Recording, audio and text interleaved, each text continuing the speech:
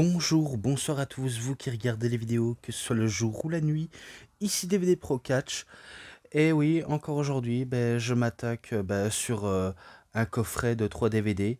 Normalement, ça devait être une quatrième, mais c'est un coffret de 3 DVD.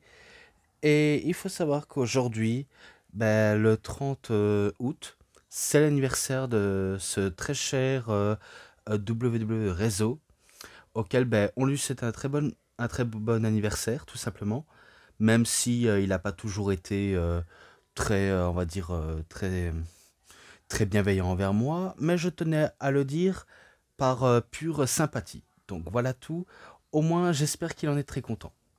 Et maintenant, passons au coffret auquel je vais vous présenter. Donc celui-ci, WrestleMania 37 en 2021. Et pareil, on était encore dans cette petite période Covid, mais un petit peu moins que celui de 2020. Et auquel, ouais, c'est de ça auquel on va parler. Et il faut savoir que avant que je fasse cette vidéo, il faut bien comprendre que je m'étais un peu renseigné à propos de ça. J'avais appris qu'il y avait un autre coffret, c'était de 4 DVD, auquel il contenait un bonus. Un peu comme celui de WrestleMania 34, auquel je ne l'ai pas, celui de 3 DVD, plus encore un DVD qui contient un show de NXT Takeover Nouvelle-Orléans et du Raw After Mania.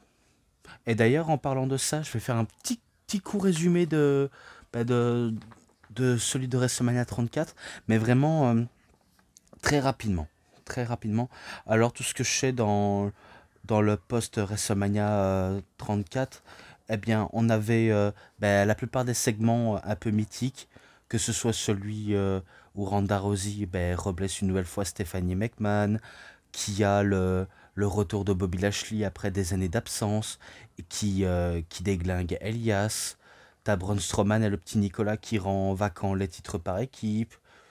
T'as même aussi Jeff Hardy qui, qui croise Matt Hardy et Bray Wyatt, pardonnez-moi. Même Bray Wyatt. Bref, il y a des tas de segments auxquels je préfère aller vite fait. Si ce n'est que les matchs, je vais vous le citer directement. Et il faut savoir que les matchs, ils ne seront pas dans la description de cette vidéo-là, mais il sera dans la description du WrestleMania 34 auquel je tenais à vous le dire. Et auquel je vais le dire maintenant. Alors, en termes de match, on a Nia Jax et Ember Moon slash Athena qui battent Alexa Bliss et Mickie James. Ce match-là, c'est un 3,20. Puis tu as Noé Rossey contre John Skyler qui bat John Skyler tout simplement. Ce match-là, c'est un 2,90 ou 90. Puis tu as les Good Brothers, donc Gallows Anderson, contre The Revival, The FTR, enfin, vous savez de qui il s'agit, Scott Dawson qui est Dax The Axe Harwoods, et Dash Wilder qui est Cash Wheeler. Donc ce match-là, c'est un 3,40. Et si je dis pas de bêtises, c'est soit les Good Brothers ou alors le The Revival qui remporte le match. Je ne sais plus. Puis tu as Sasha Banks slash Mercedes Moné contre Mandy Rose. C'est victoire de Sasha Banks, si je dis pas de bêtises. Puis on a les AOP, donc The Authors of Pain, Akam et Rezar, accompagnés par Paul Ellering, qui battent tout simplement Heath Slater et Rhino. Et que ce match-là, c'est un 3,10, tout simplement. Puis The Broken Matt Hardy et Bray Wyatt qui battent Apollo Crews et Titus O'Neil. Ce match-là, c'est un 3,20. Puis on a Kevin Owens contre Sami Zayn, auquel ça termine en double disqualification ou alors en match nul, tout simplement parce que les deux n'ont pas réussi à avoir un contrat du côté de Raw ou du côté de SmackDown, vu comment ils avaient été battus par Shane McMahon et Daniel Bryan. Donc ce match-là aussi, c'est un 3,10. Et puis pour terminer, du côté Raw Aftermania, on a Seth Rollins et Finn Balor qui font équipe avec Jeff Hardy contre le Miz Tourage, donc le Miz avec la B-Team, Bo Dallas et Curtis Axel, auquel c'est les Babyface qui remportent le match et que c'est un 3,60. Et il faut savoir que dans le show là, auquel on va parler de Raw Aftermania, eh bien, ce jour-là, il y avait la plupart des catcheurs qui ont été hués, mais d'autres qui ont été encouragés. Je pense notamment à Roman Reigns, et auquel ce dernier avait fait une promo et qui s'est fait défier par Samoa Joe pour Backlash. Euh, et on avait même aussi la promo avec le Mistourage, avec Finn Balor et Seth Rollins, puis avec le retour de Jeff Hardy, et auquel ce dernier, le Miz, s'est fait traiter de trou de balle, quoi. Donc voilà au passage. Et voilà, moi sinon, d'autres segments en tête, je préfère pas trop en dire plus, ce n'est que je peux dire le minimum.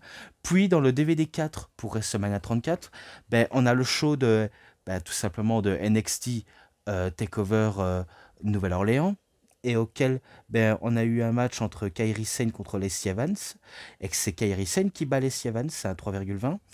Puis The Heavy Machinery Otis Dozovic, donc slash Otis, et Tucker Knight, slash Tucker, qui affrontent Riddick Moss, slash Madcap Moss, et Tino Sambatelli, qui s'est terminé en match nul et que c'est un 3,10.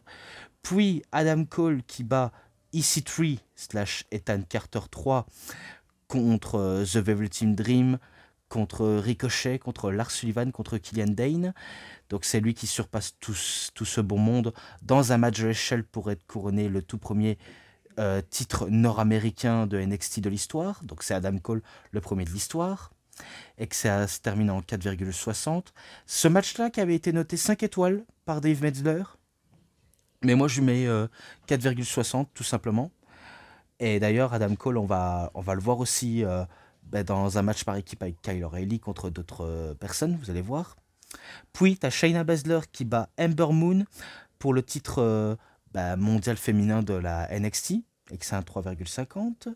Et puis, indisputé des rats, Adam Cole, Kyle O'Reilly contre The AOP, les Authors of Pain, à Kamerazar. Et qu'ils affrontent également Roderick Strong et Pete Dunne, qui était à l'époque champion du Royaume-Uni, donc champion NXT UK, tout simplement.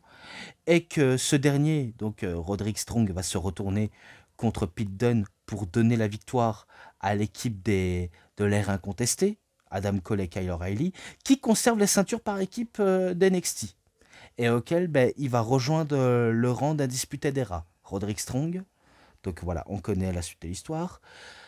Et puis, tu as Aleister Black, donc Malakai Black, contre Andrade, slash Andrade El Idolo, slash Andrade Cien Almas. Et auquel ce match-là était énorme. Et si je dis pas de bêtises, c'était pour le titre NXT. Et auquel c'est Aleister Black qui bat Andrade, et que c'est un 4,40.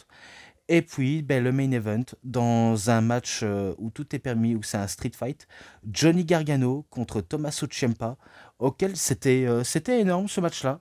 Je reconnais, c'était vraiment énorme. Et qu'à la fin, ça s'est terminé par une victoire de Johnny Gargano, tout simplement. Et que ce match-là, c'est un 4,70. Voilà tout. Donc, maintenant, passons à ce DVD-là, parce que je crois que j'ai trop tardé l'échéance.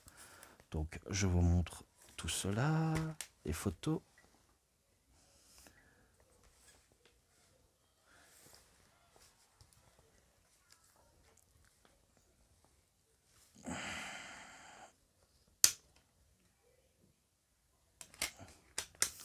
Donc la première DVD.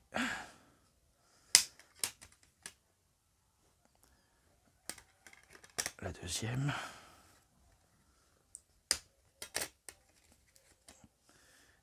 Et la troisième. Et malheureusement, je n'ai pas de quatrième DVD comme je vous l'ai dit. Donc voilà tout.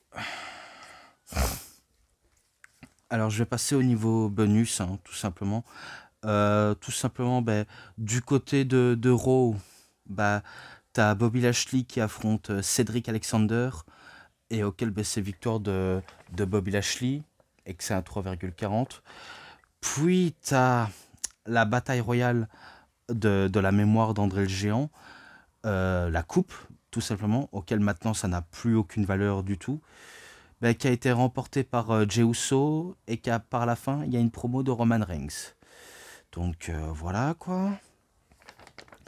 Et puis, ben, je vais vous dire également ce qui avait été dit dans le quatrième DVD.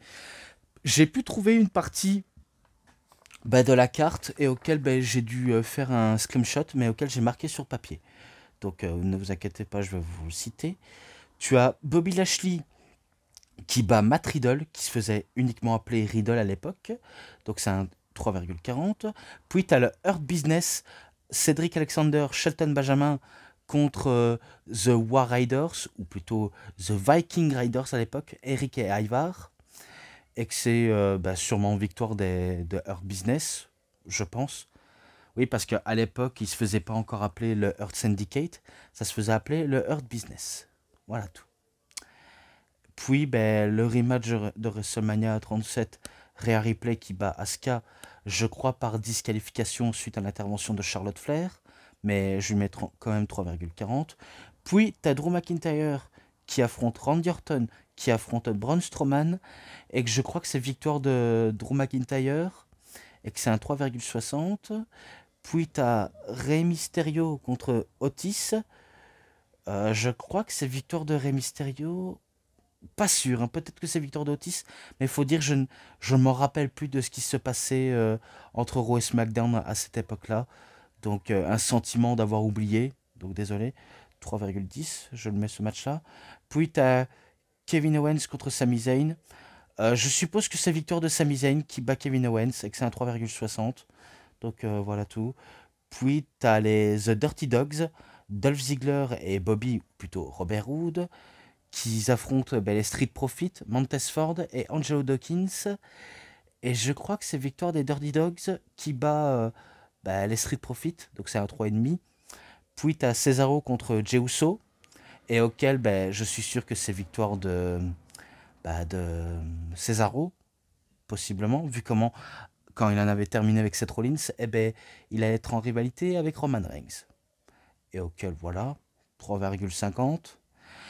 Et d'ailleurs, dans cela, on a une partie des matchs de NXT TakeOver Stanley Delver. Car il faut savoir qu'en 2020, il n'y avait pas le tout premier Stanley Delver qu'on connaît dorénavant, vu comment vous saviez à cause de la pandémie, et auquel on n'aura pas eu l'occasion d'avoir ça. Mais on a eu en 2021, et oui, comme je vous l'ai dit, on était encore dans la période Covid, auquel tout le monde était confiné, et auquel personne n'avait pas le droit d'entrer dans l'arène. Si on se fait vacciner, si on avait une ordonnance comme quoi on s'est fait vacciner et tout. Et puis, tu as, on va dire, une nouvelle expérimentation nommée le Thunderdome, auquel il remplace le public par des écrans de TV, ou plutôt des écrans tout simplement, auxquels t'as des mecs, t'as des meufs auxquels ils sont en train de streamer, en train de regarder le show en direct, en train de voir ce qui se passe. Et ce qu'ils font la WWE, c'est ajouter des bruitages et toutes sortes de choses, à tel point que ça va même se ressentir du côté de NXT, et auquel je vais pas vous, on va dire, vous faire trop de dessins, si ce n'est que il n'y a que 3 matchs dans celui de NXT TakeOver, mais auquel j'ai fait la bonne liste complète, auquel je vais vous citer tout ça. Donc c'est parti. Zoe Stark qui bat Toni Storm, c'est un 3,20. Pete Dunne qui bat Kushida, c'est un 3,5. Puis tu as dans la carte principale de la première nuit de Stanley Delver, parce que eux aussi, ils ont fait une deuxième nuit, et par la suite, ils auront fait qu'une nuit. Tu as The Big Bronson Reed qui bat Isaiah Swerve Scott, donc slash Swerve Strickland. Oui, parce que Swerve Strickland, il avait déjà été du côté de la WWE avant d'être une star à la WWE, à la AEW, pardonnez-moi, à la AEW, donc excusez-moi. Puis tu as Cameron Grimes, donc qui se fait battre aussi. LA Knight également. Ensuite, il y a Dexter Lumis et Leon Ruff. Donc bien sûr, c'est Bronson Reed qui les bat tous, auquel c'est un 3,70 ou 70. Walter / Gunther qui bat Tommaso Ciampa, 3,90. The MSK, auquel on parle actuellement pour les titres de NXT, et auquel The MSK, équipe composée de Wesley et de Nash Carter, qu'on connaît maintenant sous le nom de Zachary Wentz, qui battent The Grizzled Young Veterans, donc James Drake et Zach Gibson, contre The Legado del Fantasma, à l'époque quand il y avait Joaquin Wilde et un certain Raúl Mendoza, qui se fait maintenant appeler Cruz del Toro, qui était encore dans l'équipe de Santos Escobar, mais que maintenant ils ne sont plus, vu comment ils ont choisi leur camp, la LWO, qui leur a mené à rien, malheureusement. Donc c'est un match aussi 3,90. T'as Raquel Gonzalez, qu'on connaît bien sûr sous le nom de Raquel Rodriguez, qui bat Io Shirai, donc Io Sky, pour le titre féminin des NXT. Donc c'est Raquel qui devient championne. Donc voilà. Ensuite, t'as Killian Dane et Drake Maverick qui battent The Breeze Dango, Tyler Breeze et Fandango, qu'on connaît bien sûr sous le nom de The Dirty Dango ou Johnny Curtis, ou plutôt Johnny Dango Curtis. Donc ce match-là, c'est un 3,20. Et puis, tu as Santos Escobar qui bat Jordan Devlin / JD McDonagh pour être couronné double champion cruiserweight de la WWE dans un match de l'échelle. Puis, tu as Ember Moon Athena qui fait équipe avec Shotzi Blackheart / Shotzi contre The Way, pardonnez-moi, The Way, Candice LeRae et Indy Hartwell. Donc c'est un 3,5. Et pour terminer, parce que je crois que j'ai cité tout de la première nuit, mais j'ai oublié de citer de la deuxième nuit, mais ce n'est pas grave. Ce n'est pas absolument grave. Puis, t'as le Killer, Karrion Kross, oui, parce que j'aime toujours appeler The Killer Karrion Kross, contre le Prince Finn Balor, et auquel c'est Karrion Kross qui bat Finn Balor pour devenir champion NXT. Et que, ouais, c'était un bon petit match, ça aussi, c'est un 4,40. Et enfin, pour terminer, un match où tout est permis, là où ils ont le droit de faire ce qu'ils veulent, entre Adam Cole contre Kyle O'Reilly, auquel ça s'est mis grave sur la gueule, et que c'est tout de même victoire de Kyle O'Reilly sur Adam Cole, donc c'est lui qui remporte la confrontation dans un street fight, et que c'est un 4,50. Voilà tout. Et maintenant, vu comment j'ai fait tout le tour de cela, passons à la vraie carte de WrestleMania, donc de la nuit 1. Donc, welcome to the WrestleMania, the land of beauty, back in business, Mania meets Mania. Alors, je sais que les guest hosts de ce WrestleMania 37, c'est Titus O'Neil et Hulk Hogan qui vont animer le show. Et d'ailleurs, même à cette époque, Hulk Hogan était déjà hué par la foule. Et que quand on y repense maintenant, en 2025, on s'est dit que c'est, on va dire, un peu dommage que toutes ces tensions d'histoire de haine raciale ne s'est pas calmé autour de ça. Sinon, il aurait eu un accueil très triomphal. En tout cas, s'il serait excusé envers le jeune homme auquel il avait accusé à tort de celui dont il sortait avec sa propre fille. Donc voilà tout. Et auquel j'ai pas trop grand chose à dire. Et il faut savoir que dans ce Mania-là, je ne l'ai pas vu en DVD direct, vu comment j'ai un VPN et que j'ai Netflix. Je m'étais dit que j'allais regarder en version VF ce WrestleMania 37, et auquel j'ai regardé tout simplement. Pas parce que je ne voulais pas regarder en DVD, mais je voulais savoir les réactions en français. Et par contre, ce qui m'a fait un petit peu délirer à propos de tout cela, de la version VF de WrestleMania 37, c'est que j'avais remarqué qu'en regardant le show, on dirait que les commentateurs, donc Christophe Ajus et Nadir Mohamedi, on dirait que leur connexion, ils avaient un décalage horaire entre ce qu'ils commentent et ce qu'ils sont en train de visualiser pendant le show. Donc c'était ça, ce qui m'avait un peu étonné. Et du coup, je me dis, c'est un peu particulier, mais peut-être qu'ils vont peut-être rattraper le truc, quoi. Et heureusement qu'ils se sont rattrapés. Heureusement. Mais bon, assez de bavardage, si ce n'est que on passe au match pour le titre de la WWE entre Bobby Lashley contre Drew McIntyre. Et auquel le match était épique. Et il faut savoir parce que je l'avais peut-être pas dit avant de citer tout cela. Il faut savoir que ce jour-là, il avait plu ce jour-là. Il avait fait un temps de merde, vu comment il y avait de la pluie qui survenait. Et auquel on s'est dit, ah la boulette, ils vont débuter le show avec la pluie qui commence à pleuvoir. À tel point qu'on a vu même les commentateurs habillés avec un petit combinaison de pluie pour éviter d'être mouillés. Et quand je pense à l'un d'entre eux, je pense notamment à Samoa Joe, auquel, entre-temps, il se fera licencier.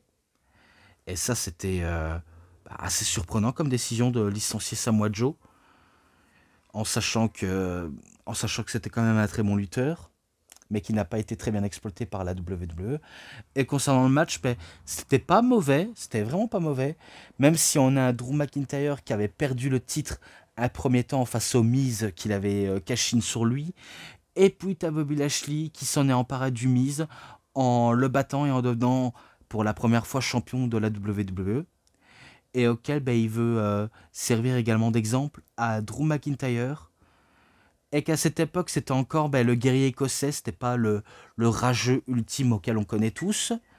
Vu comment celui-là était différent, il était très combatif et très juste. Jusqu'à ce que, à la seconde près, il perd contre tout simplement Bobby Lashley. Donc c'est Bobby Lashley qui n'a pas réussi à le faire soumettre, mais qui arrive à le faire perdre connaissance avec son fameux Hurtlock, ce fameux Full Nelson, ou plutôt double Nelson, ce que vous voulez, quoi. Mais en tout cas, il bat Drew McIntyre, tout simplement. Bailey is too sweet, donc la réunion de la NWO, version Hollywood. Et puis, tu as le match Turmoil. À mon avis, c'est un match à élimination entre tout simplement Natalia et Tamina Snuka qui battent tout simplement, parce que je vais pas m'éterniser là-dessus, mais voilà, je vais vous le dire quand même, qui battent, Naomi et Lana, qui battent Dana Brooke slash Ash by Elegance, qui faisait équipe avec Mandy Rose. Et au passage, quand ils ont fait toute leur entrée, eh bien, je crois qu'on a Mandy Rose qu'elle avait trébuché et qu'elle est très vite, remise sur pied. Oui, parce que dans la rampe d'entrée, il avait glissé à cause de la pluie. Et du coup, elle est tombée, puis elle est revenue sous ses pieds. Et voilà, ni vu ni connu. Et sur le network, c'est un peu bâtard. Ils ont skippé le passage drôle, comme si c'était une honte. Mais moi, je trouvais ça rigolo. Voilà, au passage, même si c'est pas forcément drôle. Mais bon, on a le droit de rigoler de tout. Contre Carmella et Billie Kay, qui forment une équipe un peu improbable, et qu'on connaît maintenant sous le nom de Jessica McKay. Et enfin, The Riot Squad, Ruby Riot, qu'on connaît sous le nom de Ruby Soho, et Liv Morgan. Donc aucune d'entre elles ne remporte le match, si ce n'est que Natalia et Tamina qui remportent le match pour avoir une chance au titre féminin des catcheuses qui sont Nia Jax et Shayna Baszler, si j'ai bien compris. Et voilà, j'ai pas grand chose à dire, si ce n'est que je passe à l'autre match suivant. Vu comment, après on a The Ace Arrival. Cesaro contre Seth Rollins. Alors, comment je pourrais vous décrire ce match-là?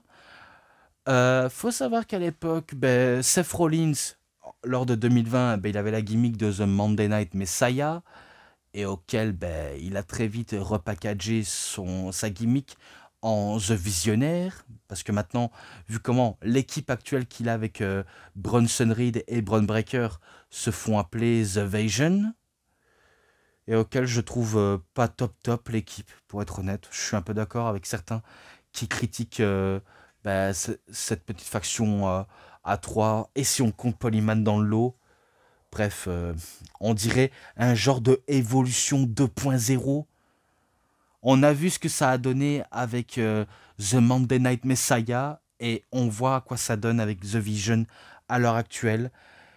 Et d'ailleurs, je prie pour que ça arrive, que Braun Breaker, lorsqu'il va bien exploser, il va se retourner contre tout simplement Seth Rollins et être dans le main event. C'est sûr et certain.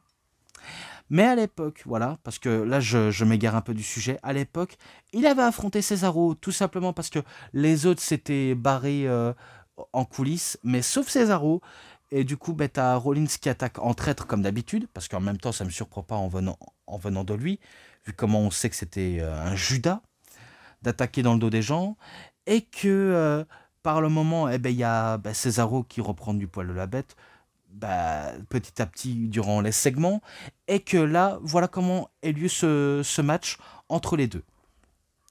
Et ce qui est sûr, c'est que j'étais vraiment étonné de ce match, en sachant la qualité de niveau auquel ils ont, surtout en venant de Cesaro, parce que il faut savoir qu'à l'époque, Rollins, j'en avais ras le cul de lui, quoi. J'en avais vraiment ras le cul.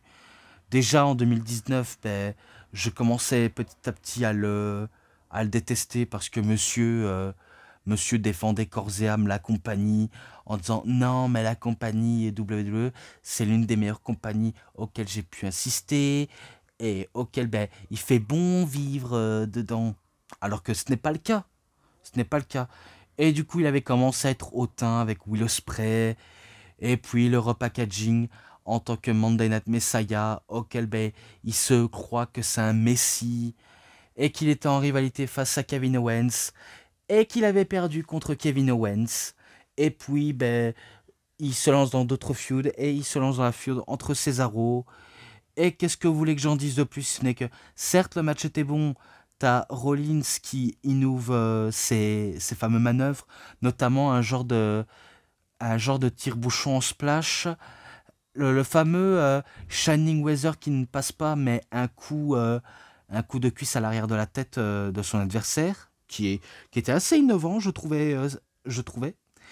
Et à Cesaro qui tente tout pour le tout pour prouver à quel point, certes, on lui fait pas toujours confiance dans certains points, mais il veut montrer à quel point il a l'écro et qu'il veut en être un possible main eventer. Donc il fait de la pâtée pour chien avec Seth Rollins, quitte à le faire tourner en bourrique avec le Giant Swing. Et surtout, ce qu'on va retenir, quand Seth Rollins avait forcément l'avantage, il voulait faire un curb stomp sur Cesaro, mais il se mange une manchette à l'européenne. Puis t'as Cesaro qui fait tout simplement un genre de torturac ou un Argentine backbreaker, mais au lieu de craquer le dos, il fait l'hélicoptère, non pas avec son zizi, mais avec Seth Rollins sur les épaules. Donc il commence à faire tourner Seth Rollins en bourrique, quitte à le faire sans les mains. Oui, parce qu'il le fait quasiment sans les mains, comme si c'était totalement facile. Et puis, t'as le Giant Swing. Donc il lui offre un tour de manège gratuit. Et puis, il en termine vite fait avec le Neutralizer pour la victoire. Et que ce match-là, j'ai vraiment beaucoup apprécié de match entre Seth Rollins et Cesaro. Et pour le coup, je lui mets un 4,50, tout simplement pour la victoire de Cesaro, que pour moi, il méritait tant. Et que je ne comprends pas la décision de la WWE qui veulent pas le mettre autant en avant. Ah, mais c'est parce qu'il est trop ennuyeux. Selon McMahon.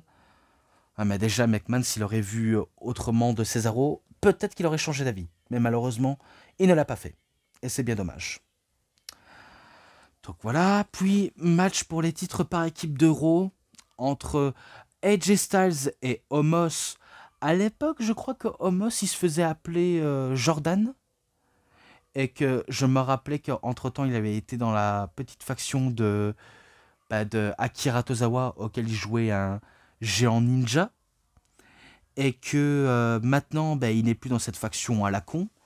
Et que maintenant, il fait équipe avec AJ Styles. Et ce qui est sûr, c'est sûr, Omos, il n'était pas vraiment très très bon sur le ring. Hein, parce que c'est ça le problème des géants.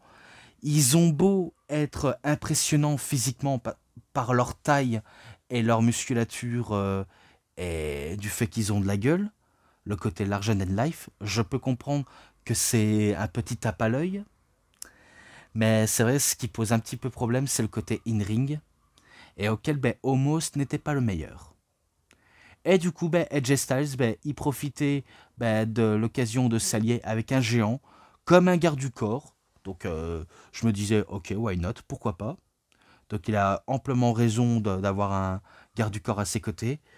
Et de l'autre côté, il y a ce bon vieux New Day auquel on connaît tous, et qu'à l'époque, certes, ils étaient des babyface, et qui n'avaient pas encore trahi Biggie. Mais j'ai ressenti dans ce match-là que le New Day faisait beaucoup trop de la fanfaronnade, qui jouait un peu au malin avec Omos et AJ Styles, et auquel ça va vraiment leur coûter le match, car quand AJ Styles fait le changement avec Omos, là c'est sûr, le déroulement du match change. C'est Omos qui fait tout le boulot, qui démolit tous les deux, petit à petit, en faisant du petit bois, et puis t'as Omos qui fait, comme Great Khali, un double shock slam ou une Khali bombe, mais si je peux me permettre, je pourrais appeler ça un Omos bombe, pour la victoire. Donc c'est victoire de AJ Styles et Omos, qui je crois conserve les titres par équipe de Raw, si je dis pas de bêtises, parce que je le souligne si je dis pas de bêtises, et que c'est un 3,40. Puis, tu as un match en cage entre Braun Strowman contre Shane McMahon. Alors, cette rivalité, elle est simple. Shane McMahon qui juge Braun Strowman d'être un gros abruti. Et du coup, il se dit que vu comment c'est un abruti, il allait essayer de le battre en montrant que le cerveau est plus fort que les muscles. Et qui s'est allié avec Elias et Jackson Riker. Et que même ça n'a même pas servi. D'ailleurs, dans le match, certes, Shane McMahon a beau être stratégique en attirant quelque part Braun Strowman dans son petit piège, mais un petit piège qui n'a pas très bien fonctionné. C'était un peu foireux. Que ce soit l'attaque d'Elias ou de Jackson Riker, rien n'a suffi. Hein. Vraiment, vraiment rien n'a suffi. Si ce n'est que il les aura surpassés tout ce tralala. Donc il surpasse Shane McMahon, il le détruit, quitte à le faire balancer du haut de la cage pour atterrir dans le ring. Et il en termine avec un running power slam pour la victoire. Voilà, c'est simple, c'est efficace, pas trop grand chose à citer, si ce n'est que c'est un 3,5, sans plus. Et puis The Legendary Moment, donc les légendaires moments. Et enfin, le match par équipe entre Damien Priest et The Bad Bunny contre The Miz et John Morrison. Et au passage, ils avaient une entrée avec des petits lapins qui sautaient partout. Et du theme song auquel ils ont chanté tous les deux. Alors, je me rappelais de leur première musique, c'était Hey Hey, Oh Oh, Miz et Morrison. Et là, c'est Hey Hey, Hop Hop, Miz et Morrison, avec le dealer des lapins. Et au passage, quand on les met tous les deux côte à côte et qu'on fait une image subliminale entre les deux, j'avais l'impression de voir une affiche PNL. Ouais, on pourrait dire ça comme un genre de métaphore, une affiche digne de PNL. Et qu'en face d'eux, ils ont Damien Priest et Bad Bunny, donc le rappeur, le chanteur, qui était champion 24/7 à l'époque. Et ce qui est sûr, c'est que on allait savoir si sur le ring, est-ce qu'une célébrité pourrait également nous surprendre. Car oui, on va pas se mentir, Bad Bunny, qu'on apprécie ou pas le personnage ou sa musique ou je ne sais quoi d'autre de lui, il a montré quelque part qu'il avait quelques réflexes d'un catcheur et qui pouvait montrer qu'il avait un peu le niveau pour rivaliser avec. Et que ce qu'on pourra retenir de Bad Bunny, c'est qu'il aura fait un Canadian Destroyer sur John Morrison, et auquel par la suite, il va pas s'en relever du tout. Donc il a montré à quel point Bad Bunny était impressionnant, et que je crois qu'il fait partie des rares personnes avec d'autres célébrités auxquelles ils ont mis les pieds sur un ring, à avoir surpris tout le monde, que ce soit par coup de chance, ou tout simplement par pur amuse-bouche, si on peut dire ça comme ça. Et puis, ben, t'as Damien Priest, qui n'était pas encore dans l'équipe de Judgment Day, qui y avait un personnage d'un genre d'antichrist assez gothique satanique, qui s'empare de The Miz, et qu'à l'époque, il faisait un genre de reckoning, donc la fameuse prise à la Cody Rhodes, et qui bat justement le Miz et John Morrison, tout simplement. Et ce match-là, bah, 3,50, j'ai plutôt bien apprécié. Et enfin, le main event de la nuit 1 pour le titre féminin de SmackDown, Bianca Belair contre Sasha Banks / Mercedes Moné, bah, tout simplement pour le titre qui était en jeu. Et ce qu'on pourrait dire, c'est que Bianca Belair, elle, qu'elle n'a jamais réussi à NXT à devenir championne féminin d'NXT, se voit bah, une occasion en or d'avoir gagné le Royal Rumble de 2021 et de main eventer la première nuit en affrontant ben, l'une des pionnières des Force Women, ben, Sasha Banks. Et auquel, ben, cette fois-ci, les titres qu'elle remportait, c'est vrai que les titres avec Sasha Banks, elle les détenait pas très très longtemps, mais à un stade où auquel ben, on décide de lui poser les titres sur elle, pour une petite, on va dire une période de 4 ou 5 mois, ça peut être acceptable, vu comment Sasha Banks n'a pas toujours gardé les titres très très longtemps. Et là, bah, elle a quand même bien duré. Et d'ailleurs, ce qu'on voit à la EW, même si elle remporte des titres de manière très abusée, mais ce qui est sûr, c'est que bah, elle devient des multiples fois championne et auquel bah, elle a un règne qui continue. Même si on peut dire qu'on n'en peut plus, qu'elle gagne à tous les coups. Mais bon, c'est comme ça, elle se sent privilégiée d'avoir gagné tous les matchs. Et des ceintures à la fois. Mais ce match-là, il était vraiment pas dégueu, je trouve. Je trouve qu'il était plutôt sympa. Et ce qui est sûr, c'est qu'on avait des doubles stratégies de la part des deux jeunes femmes. Sasha Banks, qu'elle veut battre Bianca pour montrer à quel point elle est supérieure à Bianca et qu'elle restera toujours championne. Mais t'as aussi Bianca qui veut bah, prouver le tort à Sasha Banks en montrant que bah, elle aussi, elle en a sa place et qu'elle peut tout simplement en venir à bout de son adversaire, quitte à le faire extrêmement mal. Est-ce qu'on va retenir bah, de tout ça, c'est qu'elle va lancer sa fameuse latte, ou plutôt c'est sa longue tresse, sa longue chevelure, qui n'en est pas une, eh bien, elle va l'utiliser et elle va commencer à fouetter le ventre de Sasha Banks et qui sonne vraiment comme un coup de fouet. Et puis, ben, après quelques petits péripéties d'esquive de prise ou de contre, eh bien, elle effectue sa fameuse The Kiss of Death, donc The KOD, pour la victoire. Et que c'est Bianca Belair qui remporte le titre féminin de SmackDown. Et du coup, ben, c'est merveilleux pour elle qu'elle remporte un titre. Et que c'est. Ouais, c'était vraiment très bon. Et ce match-là, ben, 3,80. Tout simplement, je ne mets que 3,80 parce que j'ai plutôt bien apprécié. Et voilà tout. Donc c'était vraiment sympa. Par contre, j'ai oublié de citer ben, la classe Hall of Fame de 2020. Alors oui, il faut savoir qu'il y a eu la classe de Hall of Fame 2020 parce que l'année dernière, en 2020, il n'y avait pas le Hall of Fame parce que tout simplement, il y avait tout le confinement et qu'on n'a pas eu l'occasion d'avoir tout. Donc, je sais qu'il y avait Batista qui devait être intronisé au Hall of Fame, mais il avait retiré sa candidature pour être intronisé au Hall of Fame. Bon, après, t'en as d'autres. Hein. T'as la NWO qui est intronisée, t'as JBL, Jushin Thunder Liger.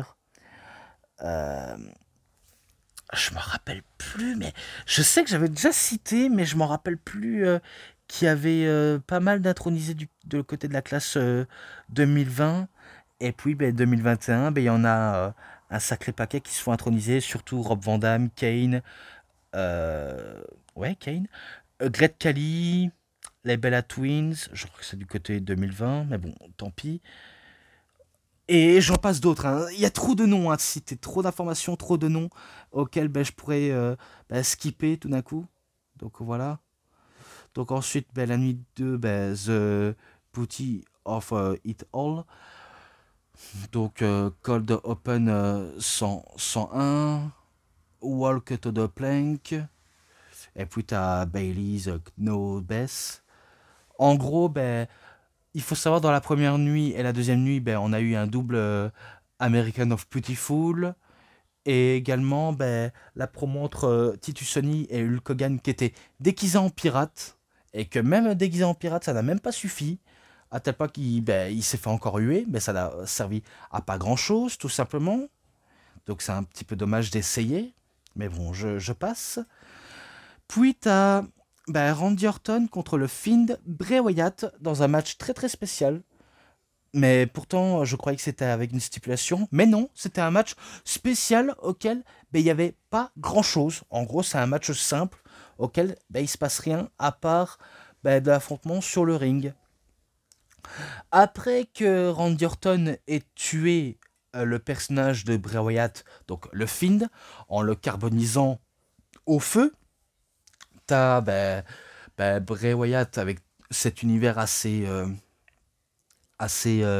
énigmatique et mystique, qui s'est transformé un peu en concombre, puis petit à petit, il commence à se régénérer avec les brûlures qu'il avait, et petit à petit, il commence à guérir de ses blessures, et pour se venger de la vipère, et auquel tout simplement Bray Wyatt avait besoin des services de Alexa Bliss pour le réincarner, comme de la magie vaudou.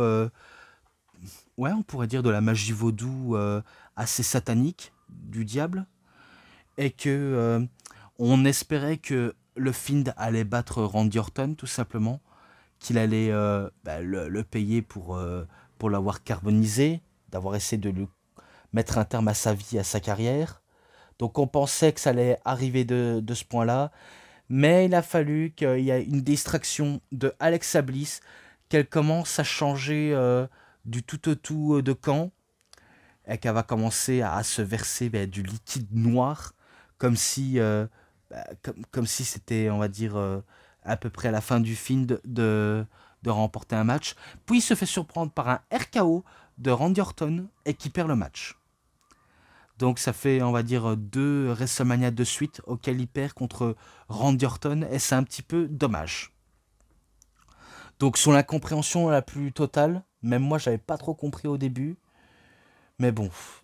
Pourtant j'ai quand même bien apprécié ce match-là, malgré que je ne comprenais pas pourquoi de faire perdre Bray Wyatt. J'en ai vraiment aucune putain d'idée, si ce n'est que je lui mets un 3,90 et basta quoi. Je passe derrière. Ensuite, match pour les titres féminins par équipe entre Nia Jax et Shayna Baszler contre Natalya et Tamina Snuka. C'est victoire de Nia Jax et de Shayna Baszler, tout simplement. Parce que je m'en battais un peu les roubibis de ce match-là, et que c'est un 3,20.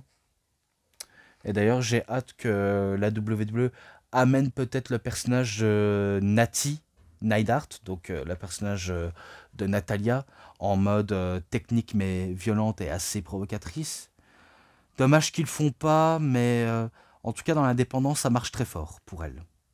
Ce qui n'est pas le cas à la WWE, auquel c'est un peu une ancienne, une vétérante, un peu jobbeuse, et j'en passe des tas d'autres. Puis, match suivant entre Kevin Owens contre Sami Zayn, et qu'on avait un guest en invité de ce match, un certain Logan Paul. Et pour être honnête, c'est, on va dire, l'un de ses tout premiers débuts à WrestleMania, auquel il est mêlé à une confrontation entre Sami Zayn et Kevin Owens. Vu comment à l'époque, Kevin Owens, certes, il s'en foutait complètement de Sami, mais que Sami, contrairement à Kevin, lui, il était un petit peu victime de théories complotistes, de conspirations contre lui. Par exemple, les caméras qui le filment, un reportage de comment on fait passer Sami Zayn pour un fou. Et du coup, il a besoin des services d'un youtubeur, streamer, influenceur, boxeur, j'en passe d'autres, pour lui faire un peu de la visibilité, de la pub. Et auquel, certes, il était à partie pour Sami Zayn, mais qu'il s'est mis à dos Kevin Owens. En sachant que Logan Paul n'avait pas encore catché à cette période-là. Donc c'était encore un invité. Il n'avait pas encore sa chance pour être sur un ring. Et voilà, c'est tout. Sinon, le match Il était bien, il était vraiment très bien, mais c'est pas le match le plus mémorable à WrestleMania. Je trouve que il était pas si transcendant que ça. Il y avait pas le bon côté de la chose. Je trouve que ça marchait pas comment il faisait à la Ring of Honor. Alors qu'à la Ring of Honor, ça marchait du tonnerre, mais à la WWE, utiliser cette méthode-là ne fonctionne pas vraiment du tout. Et que le nom du vainqueur, je vais vous donner en mille, c'est tout simplement victoire de Kevin Owens qui bat Sami Zayn. Et que par la suite, Sami Zayn, il va se rendre compte que Logan Paul le délaisse et qu'il le fait passer pour un fou, comme quoi il n'y a pas de conspiration contre lui, il n'y a rien de tout cela. Donc en gros, Logan Paul, c'était un petit trou du cul qui a voulu faire croire à son interlocuteur, oui, on va t'aider pour tout, mais avant ça, il faut que tu me payes, et peut-être que je ferai ce qu'il faut. La ruse de l'arnaqueur, on pourrait dire la ruse de l'arnaqueur, et puis il va se le faire payer en se mangeant un stunner de la part de Kevin Owens pour faire plaisir au public, vu comment le public commençait à le siffler de plus en plus fort Logan Paul, et je trouve que c'était mérité. Voilà tout. Rolling Thunder, qu'est-ce que vous voulez que j'en dise de plus? Un match de percussion nigérian, donc c'est The Nigerian Drum Fight pour le titre intercontinental de la WWE entre Apollo Crews contre Big E. Donc le champion intercontinental c'était Big E et le challenger Apollo Crews. D'ailleurs, à ce propos, je ne sais pas si j'ai cité le nom de ce match, c'est 4,10 entre Kevin Owens et Sami Zayn. Et d'ailleurs, il me manque un match. Ouais, il manque un match. Je... Ah putain, et je comprends pas même pas pourquoi il est même pas dedans. Ouais, je passe pour le Nigerian Drum Match, mais je ne comprends pas pourquoi ils sont passés à côté tellement qu'ils sont cons. On a le match pour le titre des États-Unis entre Sheamus contre Matt Riddle, / uniquement Riddle, et auquel le match était très bon entre les deux bagarreurs. Et ce qui est un petit peu con, c'est qu'ils figurent même pas sur la brochure. À mon avis, ils sont gourés parce que je ne vois aucun nom de l'affiche, alors qu'ils ont bel et bien participé. Hein. Et au passage, je ne sais pas si je vous l'ai peut-être dit, mais dans le public, certes, il y avait des publics vaccinés qui avaient le droit d'insister au show. Et il faut savoir que dans les gradins, dans les hauts gradins, c'était des silhouettes en carton. Et parmi dans le public qui était sur place, donc vraiment on va dire un peu très loin du ring, mais qui n'était pas dans les gradins, mais qui était vraiment avec le public. Il s'agissait de Rousseff, qui avait même posté une photo comme quoi il était bel et bien présent dans ce show, et qu'il passait du bon temps à regarder le match là, pour soutenir son meilleur ami, qui était Sheamus. Vu comment à la AEW, il se fera appeler Miro, tout simplement. Et je vous donne en mille, ce sera Sheamus qui va battre Matt Riddle en devenant champion des États-Unis pour la troisième fois, si j'ai bien compris. Pour la troisième fois, il devient champion des États-Unis. Avec ce match-là, 4,20. Et là, maintenant, je passe entre Apollo Crews et Big E. Donc, c'était un match de percussion auquel il y avait des tambourins, de fameux dongs, les objets basiques exactement. Et que ce qu'on peut dire, c'est que Biggie, il avait largement l'avantage peut-être d'en finir le match et que Apollo Crews, soit il avait les compétences nécessaires pour en venir à bout de Biggie, mais peu importe qui aurait remporté le match, on s'aurait dit l'issue aurait été soit différent, soit assez prévisible, si on peut le dire ça comme ça. Et que il faut savoir, c'est que Apollo Crews, pour la première fois de sa carrière, il a su se trouver une gimmick, vu comment j'avais oublié de citer tous les détails auxquels s'ensuit. Il faut savoir qu'en 2020, il avait remporté le titre des États-Unis en battant Bobby Lashley, alors qu'il n'avait pas encore de gimmick propre à lui. Et vraiment, purement, sincèrement, il n'avait pas de gimmick propre à lui. Et que maintenant il en a trouvé une, c'est celle d'un prince nigérian qui a du sang royal et que il veut montrer à ses opposants comme quoi c'est un prince très dominant, que ce soit sur le ring ou à l'extérieur du ring, tout simplement. Tout ça en faisant l'exagération de l'accent nigérian. Je trouve que c'est un tout petit peu exagéré d'exagérer sur les accents, un peu comme l'accent jamaïcain ou d'autres langues africaines. Faut pas trop en exagérer, même si on sait que Apollo Crews est réellement nigérian, comme un certain Obafemi, Mousse, et j'en passe d'autres athlètes, mais voilà tout. Et pourtant, même si c'est pas Biggie qui remporte le match, eh ben il va avoir Daba Kaito, je crois que c'est ça, Daba Kaito, celui qui avait été participé dans des matchs de Raw Underground, donc un Raw souterrain auquel ils font un genre de combat de MMA version scénarisée, auquel il va tout simplement tamponner Biggie. D'ailleurs, je crois qu'il va même faire un Samoan Spike à la Umaga, et que par la suite, ça va permettre à Apollo Crews de remporter le match haut la main en battant Biggie, et en devenant champion intercontinental au passage.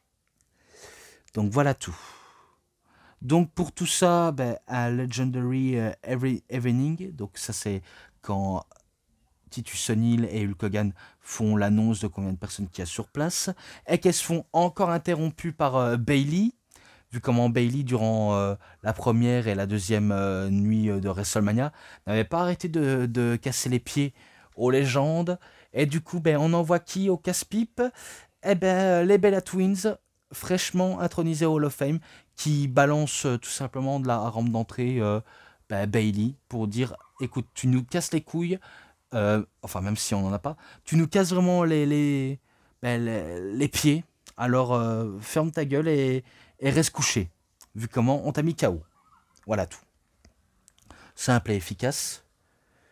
Par contre, quand je pense à ce WrestleMania-là, je me dis c'est tellement dommage que devant un public, ils ont même pas fait gagner Drew McIntyre pour le titre WWE, en sachant qu'il avait été champion pendant le confinement, et que lorsqu'il y a le retour du public, c'est un peu, c'est un peu la chute quoi. Un peu comme Bray Wyatt, parce que je pourrais vous en citer aussi sur Bray Wyatt, vu comment Bray Wyatt il avait été enterré par les officiels, notamment, notamment quand il y avait le match à Hell in a Cell face à Seth Rollins, c'était purement de l'enterrement par Vince McMahon, et puis par la suite tu lui donnes le titre universel à lui, donc à The Fiend, et qui tu le fais faire perdre en face un certain Bill Goldberg qui a failli non seulement tuer l'Undertaker avec son jackhammer, et que par la suite tu le fais revenir en le faisant affronter le Fiend, et tu le fais gagner le titre à Goldberg, et que par la suite tu le donnes le titre à Braun Strowman, alors que normalement ça devait être Roman Reigns. C'est vrai que la logique n'était pas vraiment terrible, et c'est à ce moment-là auquel Goldberg il a commencé réellement, mais sincèrement, à se faire huer par tout le monde. Lui qui était persuadé d'être encore un héros, finalement ça n'en était pas un. Il méritait largement d'être un vrai heel, et qu'on n'en pouvait plus de lui. Et que maintenant, cette bonne guerre, car maintenant, il a eu son dernier match. Même moi, j'étais persuadé qu'il était content d'avoir fait son dernier match, mais je me suis rendu compte, et vu les annonces auxquelles ça a été dit sur les autres médias, comme quoi il est toujours très mécontent de la WWE, qu'ils l'ont enterré de cette manière-là, en interrompant sa promo. Je peux le comprendre, c'est un truc de bâtard d'interrompre les promos des autres, mais... mais la WWE s'en battait complètement les couilles. Il s'est dit, il prend sa retraite, ok, maintenant il dégage. Voilà ce qu'ils se sont dit. Donc je peux comprendre pour Goldberg, c'est un manque de respect. Mais maintenant, vu comment il a la retraite, voilà. Maintenant, le passé, c'est le passé. Et que maintenant, on préfère passer au présent. Voilà tout. Voilà. Plus que deux matchs après, c'est terminé. Pour le titre féminin de Raw, entre Rhea Ripley contre Asuka. Donc c'est l'occasion pour Rhea Ripley, elle, qu'elle se fait toujours appeler The Nightmare, et qu'elle n'était pas avec le Judgment Day, parce que le Judgment Day n'était pas encore créé à ce moment-là. Ce sera créé, je crois, en fin d'année 2021 et début 2022, je pense. Je crois que c'est cela. et que à l'époque, ben, elle avait ce côté toujours punk qu'elle lui colle toujours à la peau, cheveux courts mais qu'on fait une teinture blonde, et qui commençait à petit à se faire tatouer et aussi à être hyper musclée et à nous envoyer ben, des, des sacrés moments assez lunaires et que ça devient même des mèmes à propos de Rhea Ripley, un peu comme Asuka. Ce qui devient un mème avec elle, c'est quand elle commence à faire le pitre, à faire le côté clownesque. Mais dans le match, certes, il était bon ce match-là aussi, il était vraiment très bon et que Asuka a tout fait pour essayer de pas ménager Rhea Ripley, alors que Rhea Ripley, elle qui a un petit peu appris de son erreur de l'année dernière, commence à comprendre ben, comment ça fonctionne et qu'elle veut à tout prix ben, montrer à quel point elle peut revenir en force et de battre une catcheuse confirmée comme Asuka. Et d'ailleurs, c'est ce qu'elle va faire. Elle va ben, défaire Asuka du titre en le faisant un reptile. Donc, vous avez compris, c'est victoire de Rhea Ripley, qu'elle devient championne de Raw. Et voilà tout, je pense que c'est bon, on n'a pas besoin de trop en parler, ce n'est qu'elle a été championne et que c'était un peu les débuts de l'étoile montante Rhea Ripley.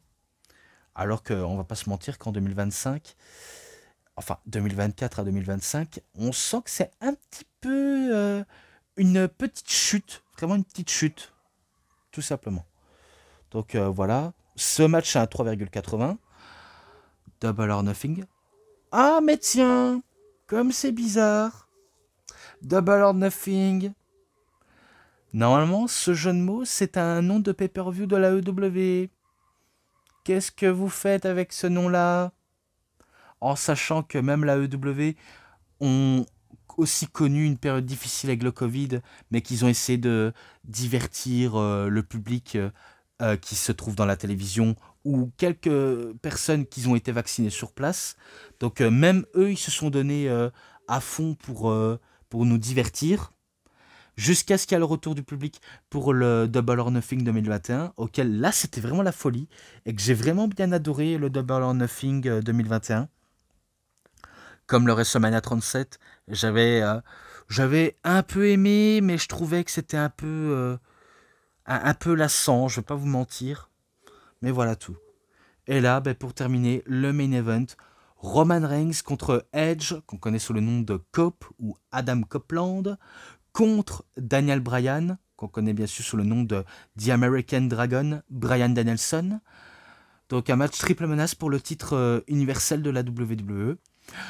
Dans le contexte, vous saviez que Roman Reigns, l'année dernière, il devait affronter Goldberg en 2021, WrestleMania 36, mais que par décision de Roman Reigns, il a décidé de ne pas se pointer au show pour éviter d'avoir le Covid, pour éviter d'être atteint vu comment il avait été atteint du cancer du sang, et que tout simplement, s'il participait face à Goldberg, ça aurait râlé, et du coup, il a pris la bonne décision de ne pas participer au show et de montrer aux officiels qu'il faut le faire tourner heel, parce qu'il en avait assez marre de subir de la haine des fans mécontents, et auquel ça lui a forcément bien réussi en 2020.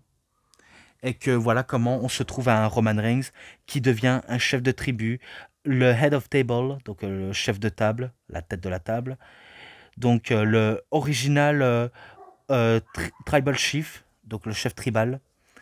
Donc voilà comment il a su monter en puissance Roman Reigns avec ce nouveau repackaging de personnages.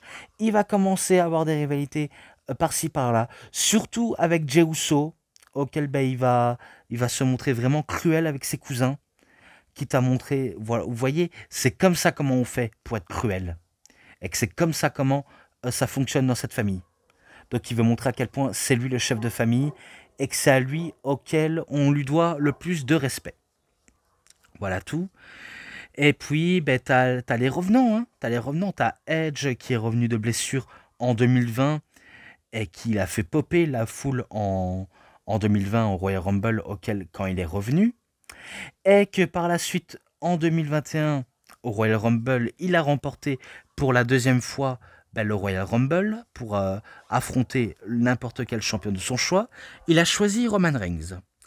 Puis tu as Daniel Bryan qui, euh, qui commençait à voir sa carrière à la WWE être terminée, qui s'est dit je veux participer au main event de WrestleMania de la nuit 2 en affrontant Edge et Roman Reigns. Donc du coup, il a voulu s'incruster dans le match, un peu comme si c'était un reboot de WrestleMania 30 où il avait affronté Randy Orton et Batista dans un triple threat pour les doubles titres, et que là, c'était totalement différent. Là, il affronte non pas seulement un big dog, parce que maintenant, ce n'est plus un big dog, c'est un chef tribal, tout simplement, le chef de la tribu, qui dirige l'île de l'impertinence. Et t'as toujours la Superstar Classics, certes qui, comme j'ai dit, revient de blessure, mais qui prouve à quel point il en a encore beaucoup à prouver. Et ce match, quelle dinguerie. Vraiment, quelle dinguerie ce match-là. On a les trois catcheurs qui se donnent à fond pour nous vibrer un très bon match. Même s'il y a de l'intervention de Jay, ou plutôt de Jimmy Uso, peu importe qui intervient, et de Paul Heyman qui commence à coaching Roman Reigns pour éviter qu'il tombe dans le piège, eh bien, tu sens qu'à n'importe quel moment, l'un des deux pourrait lui décrocher le titre. On pensait pendant le court instant, on pensait tout ça. Et que malheureusement, spoiler, ça ne va pas se dérouler. Si ce n'est qu'ils ont voulu enchaîner un double crossface, même si je sais que c'était l'idée de Edge de faire un crossface en prenant le bout du métal de la chaise pour essayer de l'étrangler avec. Puis t'as Danielson, donc Daniel Bryan, qui veut faire le Bell Lock ou le Yes Lock pour le faire abandonner Roman Reigns, mais sans succès. Puis t'as Roman Reigns qui essaye de faire soumettre l'un des deux, mais ça ne suffit pas. De les battre avec un Superman Punch ou un Spear, rien ne passe. Et que ce qu'on pourrait dire, c'est qu'il y a eu pas mal d'interventions, surtout de Jay, qui a été quand même une aide précieuse pour Roman Reigns, même si ce dernier ne voulait en rien savoir de Jey Uso, mais qui montrait à quel point que, après tout, il est supérieur à tout d'autre. Je pense que je parle de Roman Reigns, parce que si je dis Jey Uso, je pourrais pas dire qu'il a été supérieur que Roman Reigns, en sachant que Roman Reigns, il a été supérieur que Jey Uso. Et puis t'as le massacre, t'as, je crois, Edge qui va effectuer un concerto sur Daniel Bryan. Puis t'as Roman Reigns qui fait ses prises habituelles, Superman Punch et Spear, et que après l'intervention de Jey Uso, il va effectuer aussi un concerto sur Edge. Puis il s'empare de tous les deux, il s'empare de Daniel Bryan et de Edge. Il va les empiler tous les deux pour le compte de 3. Donc il bat Edge et Daniel Bryan pour la victoire, pour conserver son titre, pour montrer sa suprématie en tant que champion. Et pourtant, c'était que les débuts de la montée en puissance du chef de la tribu. Vraiment, c'était vraiment la montée en puissance de Roman Reigns, et auquel c'était plutôt pas mal. Donc voilà tout. Ce match-là, c'est un 4,60. Et voilà, je crois que j'en ai terminé là-dessus, si ce n'est que la vidéo a été très longue et que il fallait que j'allais un peu court dans la plupart des matchs à citer. Surtout ceux qui ne seront pas dans la description, mais qui seront dans la description de WrestleMania 34, malgré que je n'ai pas le troisième ni le quatrième DVD. Pareil pour celui-ci, je n'ai pas le quatrième DVD, mais du fait que j'ai cité, il n'y a pas de problème à m'en dire beaucoup plus. Donc voilà tout. Donc, alors, si je peux faire le décompte parfait, enfin, le décompte, non, parce qu'il n'y a pas de décompte vu comment je donne une note quand je termine les matchs et le DVD. Donc, les matchs, les bonus, les segments, les promos, les interviews et l'ensemble, je mets 4,70, 4,70. Et auquel, c'était pas non plus le plus pourri des WrestleMania, mais c'était pas non plus l'un des meilleurs. Mais j'avais quand même passé un bon moment en regardant ce show-là. Même si c'est pas en DVD, mais plutôt sur GSM ou téléphone si vous préférez, portable, pour regarder Netflix tout simplement, même si je sais regarder à la télé. C'est pas ça le problème, mais bon. Bref, je m'égare de tout ça, hein, si ce n'est que maintenant je passe à la conclusion et que c'est tout pour cette vidéo de review. C'était DVD Pro Catch. J'espère que ça vous aura énormément bien plu cette vidéo de review. Et si vous avez aimé cette vidéo, vous savez ce qu'il vous reste à faire. Likez la vidéo, commentez, partagez, abonnez-vous à ma chaîne et cliquez sur la petite cloche pour avoir plus des notifications et des prochaines vidéos. Et moi, comme d'habitude, je vous dis bonne journée, bonne soirée à tous. Au revoir tout le monde pour une prochaine vidéo. A plus à tous les fans de catch. Allez, bye bye tout le monde. Salut, salut, au revoir. Et c'est terminé.